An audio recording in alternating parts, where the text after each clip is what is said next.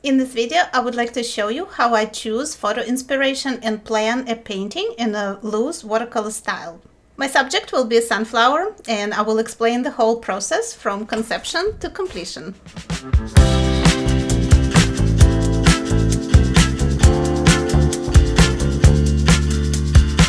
Painting watercolors in a loose style is a lot of fun and produces beautiful results, but are all subjects suitable for this style of painting? I think pretty much any subject can be rendered in free-flowing, loose watercolor style, but before jumping into painting, I would say some advanced planning and a bit of a brain adjustment is definitely necessary.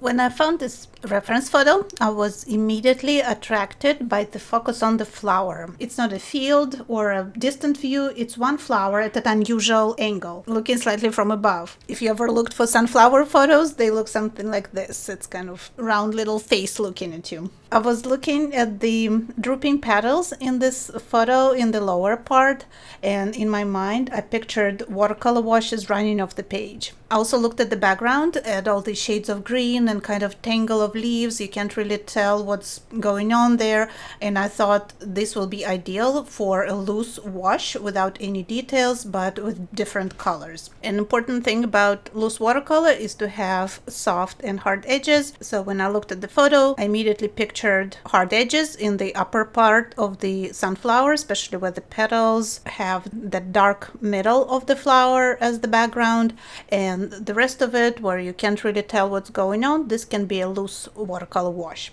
So this is why I selected this photo, and the loose wash for the background was the first thing that I started to paint. I decided to work on a half sheet of watercolor paper. This is 300-pound cold press. Half sheet is 15 by 22 inches. I gave the whole page a wash of clean water with a large brush, and I'm letting it soak.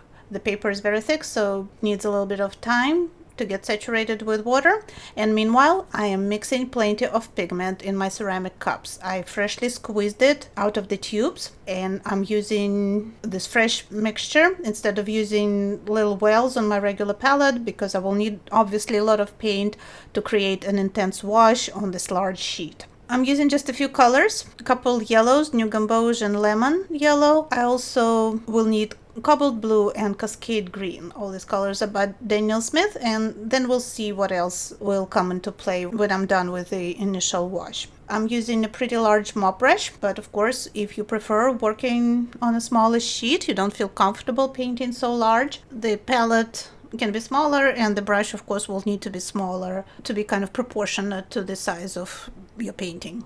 And I would really appreciate if you could tell me in comments what size paper you usually paint watercolors on.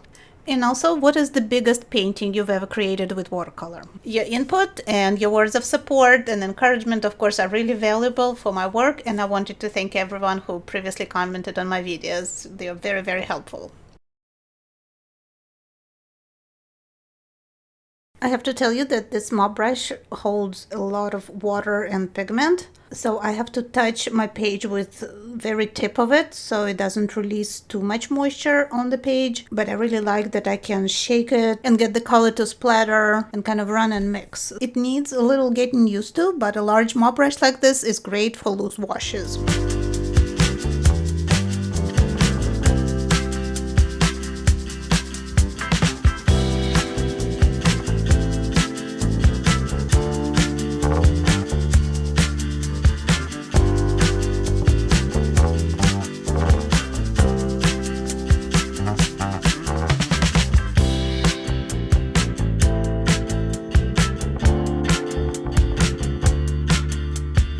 Because I was using a round brush and I was using quite a bit of water for the initial wash, when it started to dry, I can tell the background is way too light. It will need a few more layers of paint, and I ran out of Cascade Green, so I'm going to add a little more to my palette.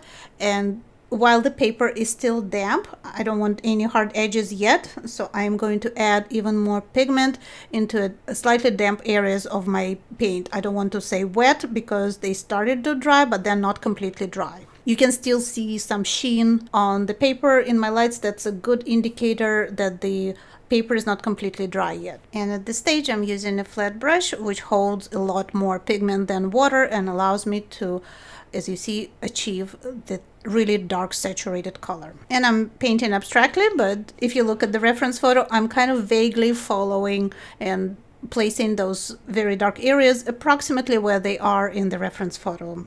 To get the wash to look the way I want it to look, to give it visual interest, I am using a soft flat brush.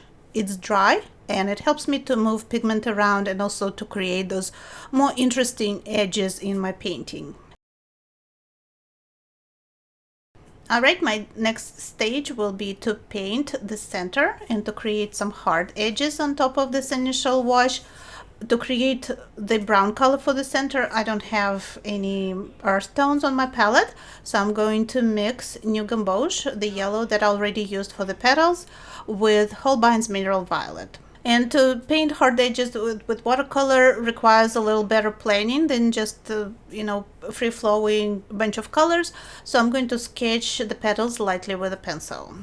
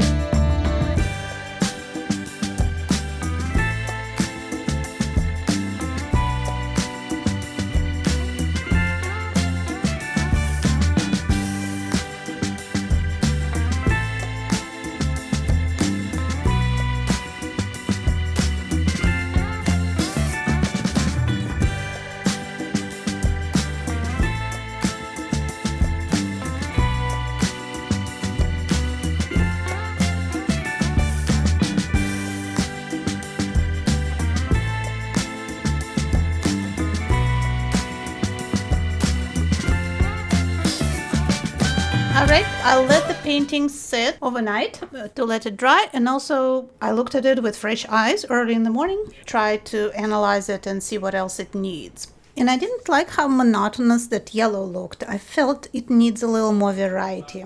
I decided to add Opera Rose by Sennelier to my colors. And I'm not going to use it straight out of the tube, not in intense mixture. I'm going to apply a transparent wash to some of the petals. So they're not going to be pink, they will acquire a nice warm kind of orange glow, which is actually what you see in the reference photo, but just not to this extent as in my painting.